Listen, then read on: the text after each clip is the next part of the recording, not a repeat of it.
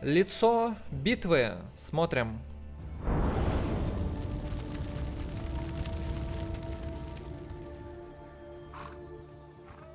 Among both the armies of Moscow and the Golden Horde were strange-looking creatures.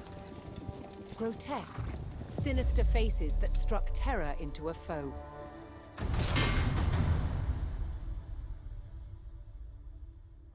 There's a very long history of making helmets with mask visors with human features in the ancient Near East.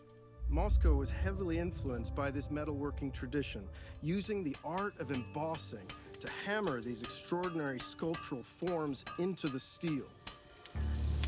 To make these masks required highly skilled artisans. In present-day Poland, Adam Mazia is a master of the craft. The process begins with a thick, flat sheet of wrought iron.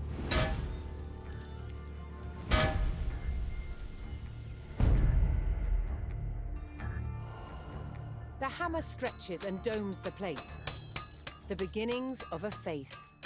As the metal is pushed out, it becomes thinner and so easier to work. Adam marks a center point and an outline of the nose. This is the only guide he uses. All else is done by eye alone. In Western Europe during the late Middle Ages, helmet design was all about function. What shapes are going to form glancing surfaces that make weapons skate and bounce away from the face? In Moscow, however, the approach was rather different. They sacrificed quite a lot of protection for the sake of extraordinary visual impact. There is a limit to which the metal can be stretched, and so a slot is cut to allow the nose to be shaped. Released from the bonds of the rigid plate, the nose takes on its distinctive form. In a way, armor is always a mask. It forces the world to see us as we want to be seen. Strong, powerful, indomitable. These Muscovite mask visors are an extraordinary example of that projection of identity. In some cases, they were actually made as portraits in the image of the wearer. With every strike, the features become more and more recognizably human.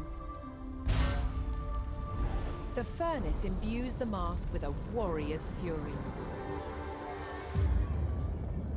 When finished, the visor is given a high polish and attached to its helmet with this rotating hinge that allows the visor to be raised and stowed when not in use.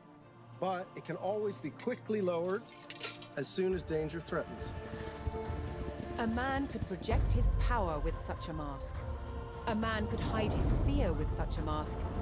And by doing so, he could be brave.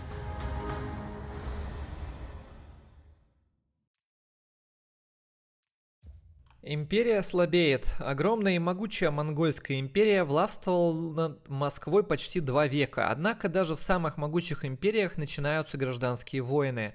Внуки Чингисхана на востоке сражались за обладание титулом великого хана. Чингизиды на западе никак не могли договориться, кто будет властвовать над Русью, Персией и Крымом.